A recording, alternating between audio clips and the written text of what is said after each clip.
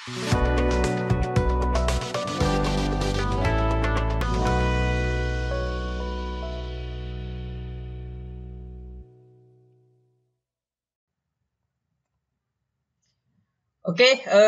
selamat datang semuanya. Berjumpa lagi di Lakone Media ya. Sebelumnya saya minta maaf karena lama nggak bikin konten. Jadi masih ada kesibukan yang harus diselesaikan. Nah, kali ini saya punya kesempatan bikin konten mengenai strategi manajemen mental di bursa saham. Oke, dalam pembahasan kali ini kita akan fokus bagaimana kelola dana di bursa saham agar mental kita itu dalam kondisi baik-baik saja, kemudian bisa tetap cuan. Nah, karena permasalahan di bursa saham itu ketika harganya turun, kita mentalnya kena ya. Jadi mau apa-apa jadi males dan lain sebagainya. Nah, kali ini strategi yang saya lakukan biar mental kita selalu terjaga. Oke, lanjut. Nah, sebelum kita masuk ke strategi, kita paling awal adalah menentukan target emiten mana yang akan kita masuk. Nah, di sini ada dua syarat nih buat teman-teman yang mau masuk di suatu emiten. Yang pertama adalah fundamental. Fundamentalnya dia harus bagus. Kita lihat pair-nya. Pair di sini adalah keuntungan perusahaan ya. Biasanya disampaikan perusahaan per kuartal atau per 3 bulan sekali di laporan keuangan. Kemudian kita lihat price book value-nya. Jangan sampai price book value-nya ini harganya udah tinggi. Karena apa? Ketika harganya udah tinggi, otomatis kita beli barang itu harganya di atas pasaran. Nah, kita lihat yang price book value-nya itu ya masih dalam kategori wajar. Kemudian DIR ini adalah hutang perusahaan. Kita masuk perusahaan yang hutangnya minimal itu ketika dia keuntungan setahun itu bisa melunasi hutang tersebut. Itu minimal dari hutang perusahaan. Kemudian punya liquid. Dalam artian likuiditas, kita bisa pantau volume transaksi harian perusahaan itu dalam kategori tinggi ya.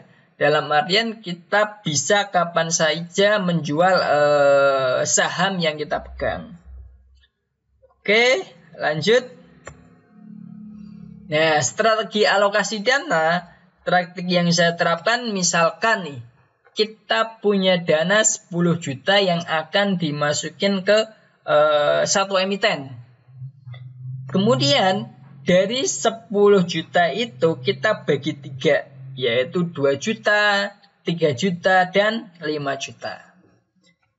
Selanjutnya, misal kita sudah menentukan target Bank BCA nih. Sekarang harganya adalah 7.500 per lembar saham. Nah, dari situ kita ada planning atau rencana. Kita akan masuk saham BCA. Yang pertama kita akan masuk di 7.500. Kemudian kedua kita akan masuk di 6.000. Kemudian ketiga kita akan masuk di harga 4.500. Nah, ini plan ini harus pakem ya. Dalam artian harus egois lah ya, rencana saya seperti ini yang harus dilakuin. Jangan sampai terpengaruh ke efek berita, kemudian efek yang lain. Ini rencana harus matang. Misalkan nih saham Bank BCA, nah ini lagi turun, kemudian kita beli nih 7.500 di harga 2 juta. Nah, di harga 2 juta, kita masih punya backingan dana itu 8 juta. Nah, ketika harganya turun, kita akan beli lagi. Tapi ketika harga naik, ya udah kita take profit. Dalam artian apa? Psikologis kita itu akan terjaga. itu mau harga sahamnya naik atau mau harga sahamnya itu turun, itu nggak terpengaruh ke mental kita. Dalam artian mau turun ya kita syukur, kita mau masukin lebih besar. Kalau dia naik, ya udah kita ambil keuntungan. Ternyata dia turun, harganya turun di angka 6 ribuan. Ya udah, sesuai strategi plan kita akan entry di 6.000. Kita beli 3 juta. Artinya apa? Kita volumenya itu lebih banyak di harga murah 3 juta dibanding di harga 7.500 yang cuma masuk di 2 juta. Dan kemudian turun lagi di angka 4.500. Ya udah kita masukin di 5 juta. Nah ini aktualnya nggak sampai sekonyol ini ya. Ini hanya saya menerapkan grafik ini ketika resiko paling berat lah. Nah saya juga menyadari lah untuk saham Bank BCA yang fundamentalnya bagus juga agak berat turun ke 4.500. Makanya kita masukin di ketika 4.500 kita masih punya backingan 5 juta. Seperti itu. Efeknya apa? Efek buy kita di harga 5.550. Akhirnya apa? Untuk dia ambil keuntungan itu nggak butuh waktu yang lama si saham tersebut naik. Seperti itu. Oke. Keuntungannya apa di sini? Mental kita terjaga. Dalam artian itu harga mau naik atau mau turun, kita dua-duanya tujuan kita nih. Harga naik ya kita ambil take profit, harga turun ya kita masukin lebih besar. Artinya mental kita terjaga. Jadi aktivitas hari-harian kita itu tidak buyar dalam artian.